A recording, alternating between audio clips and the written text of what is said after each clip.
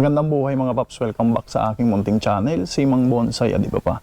Ngayon mga paps, papaalala ko sa inyo, or naaalala nyo pa ba mga paps yung win-workshop ko dati na tamarind or sampalok na ginawa kong literati style, mga paps.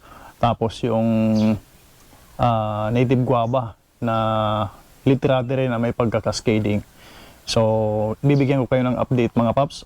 Yung tamarind or yung sampalok ay 3 weeks after nung naipakita ko sa inyo, nung nai-workshop ko. Tapos yung native guava naman ay 2 weeks mga paps. So, tara mga paps, tingnan natin ang update nung dalawa na yon. Mga paps, ito na yung update nung tamarind na win-workshop ko dati. Naipakita ko sa inyo mga paps. Ito mga paps ay sampalok na literati style. Yan. Sobrang lakas. Kung maaalala nyo mga paps, itong part na to dito sa baba ay medyo nag-snap yung branch, yung sanga. Pero may kunti pa rin nakakapit. So ayan mga paps yung itsura, sobrang healthy. Ang daming bagong branches. So kailangan na naman tong i-workshop. Pero hindi ko muna gagalawin. Medyo pahabain ko muna yung mga branches niya para makadagdag pa sa paglaki ng trunk at ng branches. Then saka ako mag-branch selection. So yun na po itsura niya, napaka-healthy, napakayabong po ng kanyang mga foliage. Napakadami. So 3 weeks after po yan ang pag-workshop. So ang mangyayari nito, baka sunod na workshop ko ay magbabago na naman yung kanyang orientation, yung kanyang itsura. Mga paps, yung kanyang plano sa kanya. Tapos ito yung native guava. Mapapansin nyo, nagtanggal ako dito dati ng mga bagong shoots na lumabas dyan, mga branches. So ngayon ang dami na naman. Ayan, napakabilis, napaka-healthy. Basta alaga lang sa dilig itong native guava mga paps, magiging healthy yan.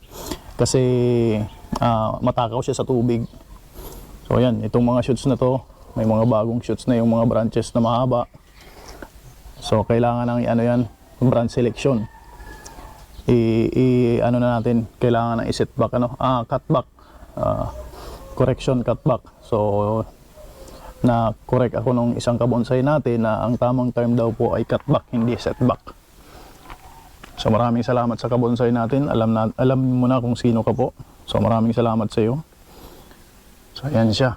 So yan po ay update nitong dalawang win-workshop ko 3 weeks ago. Tapos ito naman ay 2 weeks ago. So ganyan po ka-healthy. So walang masyadong fertilizer to mga paps. Dilig lang, tapos nag-fertilizer ako sa dalawang to isang beses ng triple 14. Hindi po osmocote, hindi slow release. So naglagay lang ako isang beses. So yan na po ang itsura niya. Ito naman po yung update doon sa Palawan Cherry Blossom. So napakalago na rin ulit after nating mga-cutback. Siguro mga 2 months na to. 2 months after nung mag-cutback. So ayan na po siya. Pwede nang i-cut back ulit mga paps para mas kumapal yung kanyang foliage. Magkaroon ng mga panibagong branches. So hindi pa po siya namumulaklak. Para doon po sa nagtatanong kung napabulaklak ko na po ba. Hindi pa po siya namumulaklak kasi panay putol ako ng sanga. Sa tingin ko yun yung dahilan kaya hindi pa siya namumulaklak. So meron ako mga paps ditong materials. Ayan. May patay na isa. Ito po ay Boxus. Hindi ko po alam kung anong dahilan ito. Pangalawa na po ito at namamatay ng ganyan. Natutuyo po yung kanyang dahon hanggang sa mamatay siya. So, dalawa na tong ganyan. Boxus po yan. Hindi ko alam kung bakit.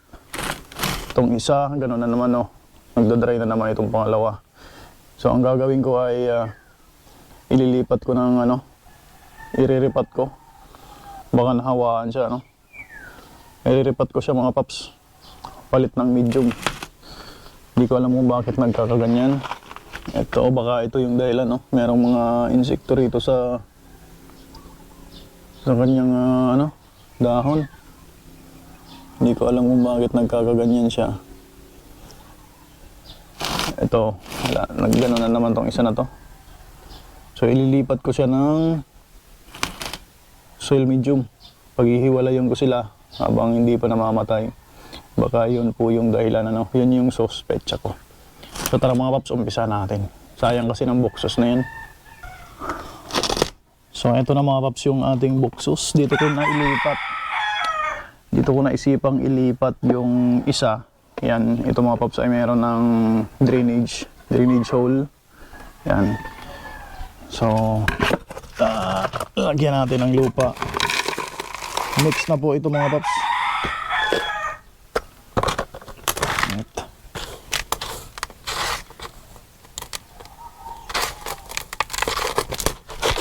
Ito mga paps ay na-mix na river sand. Tapos na-mix na ng garden soil.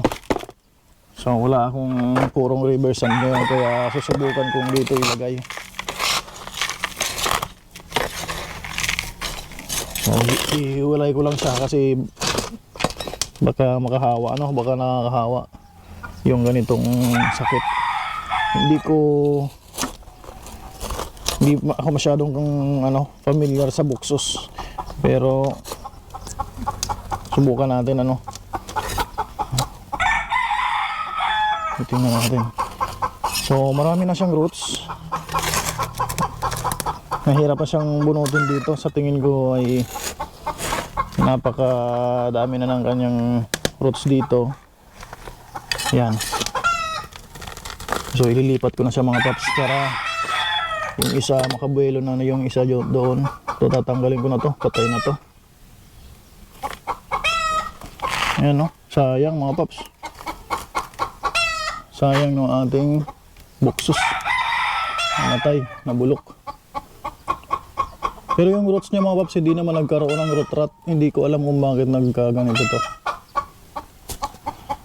So pagpasensyahan nyo na mga paps dahil merong maingay na manok ito sa kapitbahay. So hayaan natin yan. Ayan. Sana ay masave pa itong isa na to. So yun, nabubulok na.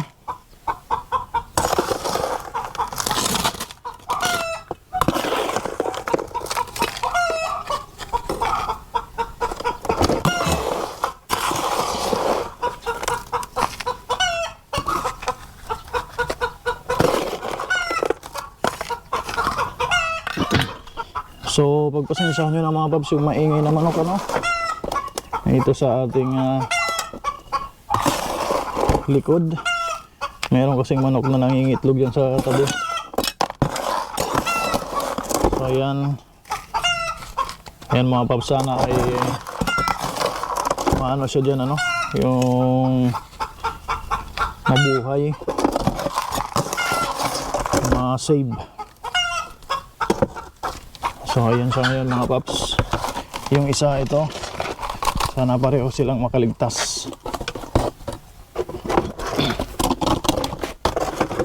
So ayan po yung dalawang buksos. Balik tatlo yan, tatlo na lang silang natitira. Ayan kasi at nag-dry, ano, natuyot yung nag-uumpisa na rin siya matuyot. Baka nakakahawa yung sakit ng isa.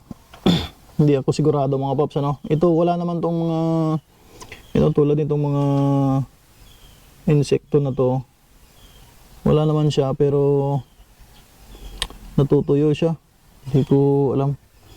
So ayan mga paps, maraming salamat. Kung meron po kayong suggestion, kung maalam po kayo tungkol sa pag-aalaga ng buksos, mag-iwan po kayo ng suggestion dyan sa comment box, sa comment section, para malaman ko rin, ano mga paps.